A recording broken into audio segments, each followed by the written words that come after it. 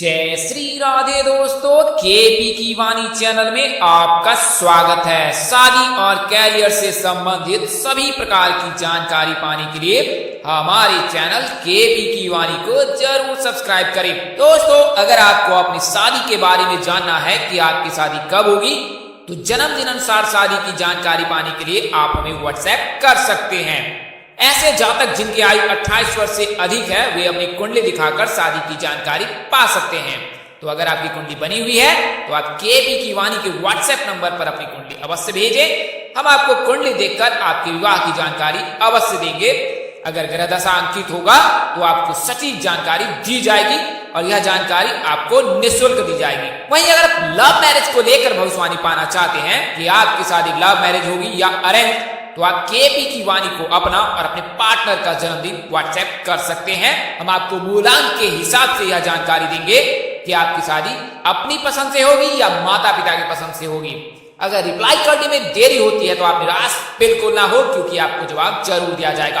आपको बता देना चाहूंगा कि मूलांक और कुंडली में मामूली बदलाव हो सकता है। दोस्तों, आगे बढ़ने से पहले आपको बताना चाहूंगा कि अगर आपकी शादी में अड़चने आ रही है, शादी तय नहीं हो रही, तय होने के बाद टूट जा रही है, किसी न किसी प्रकार से अगर बाधा आ रही है, केपी की वाणी से अपनी शादी की कुंडली बनवा सकते हैं, दिखवा सकते हैं। हम आपको कुंडली देखकर और कुंडली बनाकर पूरी जानकारी देंगे कि आपकी शादी कब होगी, कहाँ होगी, कैसे होगी, किससे होगी, किस दिशा में होगी, कितनी दूर पर होगा ससुराल, किस नाम से शादी होगी, किस राशि से करनी चाहिए, जीवन साथी का रंग रूप स्वरूप स्वभाव और कैरियर कैसा होगा। अगर आप लव मैरिज करना चाहते हैं तो कुंडली के हिसाब से माता पिता की सहमति मिलेगी कि नहीं मिलेगी, शादी में आ रहे दोष को दूर करने के उपाय, साथ ही आपको शीघ्र शादी के उपाय, ये सभी तरह की जानकारी आपको कुंडली बनाकर हिंदी में विस्तार पूर्वक जानकारी दी जाएगी। इसके लिए आप 8521835670 इस नंबर पर आप व्हाट्सएप मैसेज कर सकते हैं अथवा फोन कॉल कर सकते हैं। नंबर आपको एक बार और दोहरा देता हूं, 8521835670। अगर आपको असुविधा हो रही है इंग्लिश समझने में तो मैं आपको हिंदी में बता देता हूं, 8521835670। नंबर एक बार और दोहरा देता हूं, 8521835670। तो आप इस नंबर पर केपी की वाणी से संपर्क कर सकते हैं। कुंडली बनाने के लिए मामूली फीस ली जाती है। यह जानकारी आपको चंद्र कुंडली और लग्न कुंडली के आधार पर दी जाएगी। ऐसे जातक जिनकी शादी तय हो चुकी है, तो शादी तय हो चुकी है, लेकिन शादी होने से पहले आप अपनी कुंडली मिलान अवश्य करा लें और नारी दोष, भकुर दोष और मांगलिक बलि के बारे में जानकारी प्राप्त कर लें।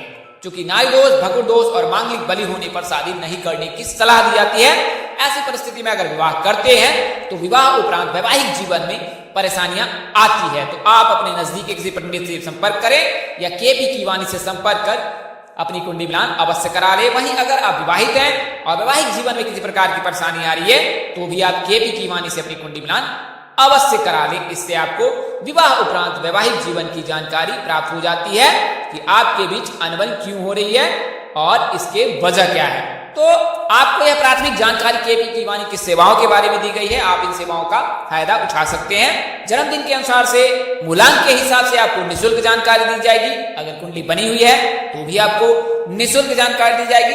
हाँ, अगर आप कुंडली बनवाते हैं, कुंडली मिलान करवाते हैं तो इसके लिए मामूली फीस ली जाती है, मनमाना फीस नहीं लिया जाता है। तो आप एक बार केपी की वाणी से अवश्य ही संपर्क करें। राशि चक्र में 12 राशि हैं, जबकि जन्म कुंडली के 12 भाव होते हैं, जिनका जीवन चक्र से गहरा नाता होता है।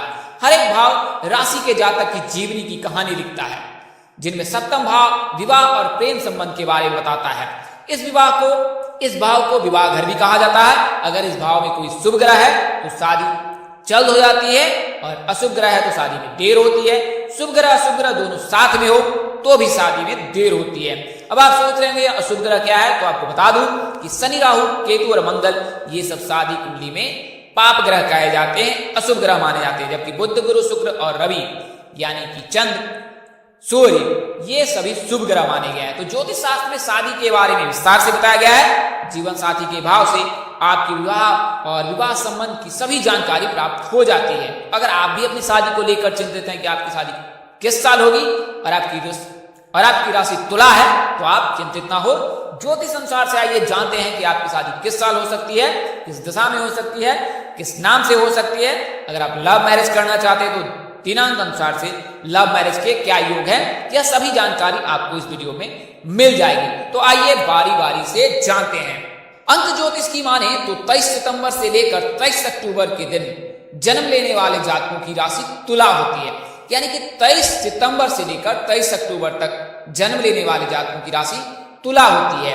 हिंदी के महीनों में इसे भादो और आश्विन महीना कहा जाता है। तो अगर भादो और आश्विन महीने में आपका जन्म होता है तो आपकी जन्म राशि तुला होती है। हालांकि यह गणना आपको जन्मदिन के हिसाब से दी गई है, कुंडली के हिसाब से इसमें मामूली बदलाव हो सकता है, क्योंकि जातक के जन्म के समय चंद्रमा जिस राशि में उपस्थित होता है वह राशि जातक का बनता है। यानी कि जब आपका जन्म हुआ हो और उस समय चंद्रमा जिस राशि में होगा वह आपकी राशि कहलाएगी। तो इस आधार पर आप कुंडली दिखाकर यह अपनी जानकारी प्राप्त कर सकते हैं कि आपकी राशि क्या है। वैसे जन्मदिन के हिसाब से 23 सितंबर से लेकर 23 अक्टूबर के दिन जन्म लेने वाले जातकों की राशि तुला होती है। तो तुला राशि के जातकों की शादी दक्षिण और पूर्व के मध्य यानी आग्नेय कोण दिशा में होने की संभावना अधिक रहती है। जबकि तुला राशि के राशि स्वामी शुक्र है। शुक्र जो है विवाह के कारक माने जाते हैं, स्त्री सुख के कारक माने जाते हैं, यानी कि लड़कों की शादी के कारक शुक्र होते हैं। शुक्र को सुंदरता की देवी कहा जाता है और स्त्री सुख का कारक शुक्र ही है। तो शुक्र को मजबूत करने से लड़कों की शादी शीघ्र हो जाती है। तो अगर आप तुला राशि के जातक हैं, अगर आप लड़के तुला राशि के जातक हैं और लड़के हैं तो आप शुक्र को मजबूत करें। शुक्र को मजबूत करने से आपकी सभी बाधाएं स्वतः समाप्त हो जाएगी। शुक्र को कैसे मजबूत करें, तो बहुत ही आसान सा उपाय है। शुक्र को मजबूत करने के लिए आपने विशेष करना नहीं है, बस शिव जी की पूजा करनी है। सोमवार और शुक्रवार के दिन शिव जी की विशेष पूजा अर्चना करें। शनिवार के दिन जल में काले तिल मिलाकर शिव जी को अर्घ दे। सोमवार के दिन अर्घ दे। सोमवार को कच्चा दूध चढ़ाएं। इससे मन पसंद और खूबसूरत जीवन साथी मिलता है। तो आप शुक्र को मजबूत कर सकते हैं। शुक्र के मजबूत रहने से आपकी शादी के योग बनने लगेंगे। वहीं अगर तुला राशि की लड़कियां हैं तो आपने गुरु को मजबूत करना है। गुरुवार के दिन भगवान श्री हरि विष्णु जी की पूजा करना है, शिव जी की पूजा करना है, तो आपने शादी के योग आपके भी बन जाएंगे। तो अंक ज्योतिष की माने तो तुला राशि की लड़कियों की शादी के कारक गुरु होते हैं, वहीं लड़कों की शादी के कारक शुक्र होते हैं। तो तुला राशि की लड़कियों और लड़कों की शादी की उम्र जो है वो 20 वर्ष से लेकर 31 वर्ष के बीच है। यानी कि 20 वर्ष से शादी के योग बनने लगते हैं, जबकि 28 वर्ष से 31 वर्ष के मध्य विवाह के प्रबल योग रहते हैं। इस उम्र में तुला राशि के जातकों की शादी निश्चित ही हो जाती है, जबकि शादी का महीना जनवरी और दिसंबर हो सकता है। यानी कि आने वाला दिसंबर और जनवरी महीने में आपके विवाह के योग प्रबल है। तो तुला राशि के जातकों की शादी के योग 20वें वर्ष से बनते हैं और 28 वर्ष से 31 वर्ष के मध्य विवाह के प्रबल योग रहते हैं। आइए अब जानते हैं कि किससे शादी होगी। तो तुला राशि के लड़कों की शादी गरिमा, मोहिनी, टीना, माधुरी आदि नाम से होने की संभावना बनी रहती है। यानी कि GMT नाम के जातकों से आपकी शादी हो सकती है।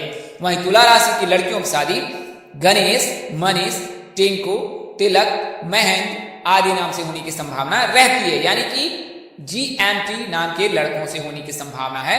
शीघ्र विवाह के लिए हर मंगलवार को गरीबों के बीच मिठाई बांटे। तुला और सिंह राशि दोनों राशि के जातक सामाजिक होना पसंद करते हैं। यह उन दोनों की खासियत है जिन्हें एक दूसरे को करीब करती है।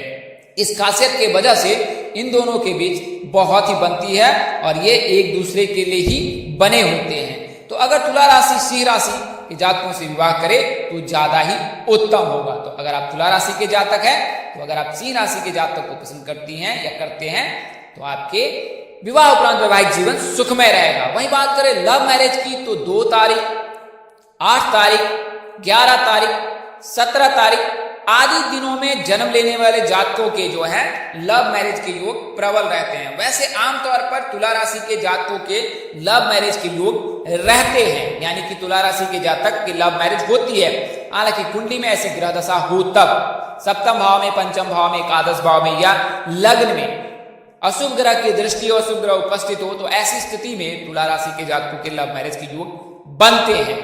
अगर इनमें अशुभ ग्रह की दृष्टि नहीं है या अशुभ ग्रह नहीं उपस्थित है तो आपकी लव मैरिज होने की संभावना बहुत ही कम है। तो दोस्तों इस वीडियो में बताई गई जानकारी आपको ज्योतिष पंचांग मान्यताओं और धर्म ग्रंथों से दी गई है। हमारा उद्देश्य महज आपको सूचना पहुंचाना, आप इसे सूचना ही पूरे। इसके अतिरिक्त अगर आप इनको मानते हैं, अपनाते हैं, तो उपयोग करते हैं, तो इसके आप स्वयं जिम्मेदार हैं। आप चाहे तो अपने नजदीकी किसी प्रकांड पंडित अथवा ज्योतिष से संपर्क कर ले और अपनी कुंडली दिखाकर सही जानकारी प्राप्त कर ले। सही जानकारी अर्थात आप कुंडली दिखाकर यह जानकारी प्राप्त कर सकते हैं या कर सकती हैं कि कुंडली में कोई अशुभ ग्रह नहीं है।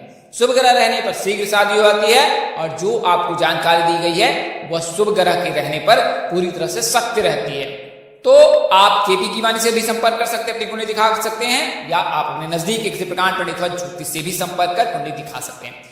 तो इस तरह की अन्य वीडियो देखने के लिए हमारे चैनल के डैशबोर्ड अथवा प्लेलिस्ट पर जाएं और अपनी राशि अनुसार वीडियो जरूर देखें। तो दोस्तों आपको यह जानकारी कैसी लगी, लाइक कर, कमेंट कर, शेयर कर हमें जरूर बताएं।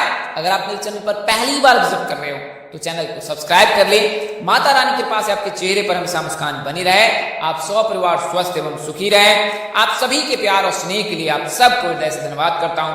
आप लोग इसी तरह हमारे साथ जुड़े रहें। इन्हीं शुभकामनाओं के साथ आपसे विदा लेता हूं कि जल्द एक नए वीडियो और एक नई जानकारी लेकर आपके समक्ष हाजिर रहूंगा। तब तक के लिए इस नाचीज दोस्त को इजाजत दे। आप जहां रहें मस्त रहे, स्वस्थ रहे, व्यस्त रहे। माता रानी की असीम कृपा आप पर बरसती रहे। परमपिता परमेश्वर आपको विषम परिस्थिति में भी सद्बुद्धि, सत्मार्ग और आगे बढ़ने की शक्ति दे। इन्हीं शुभकामनाओं के साथ आपसे विदा लेता हूं कि कमेंट में जय श्री राधे लिखना बिल्कुल ना भूले।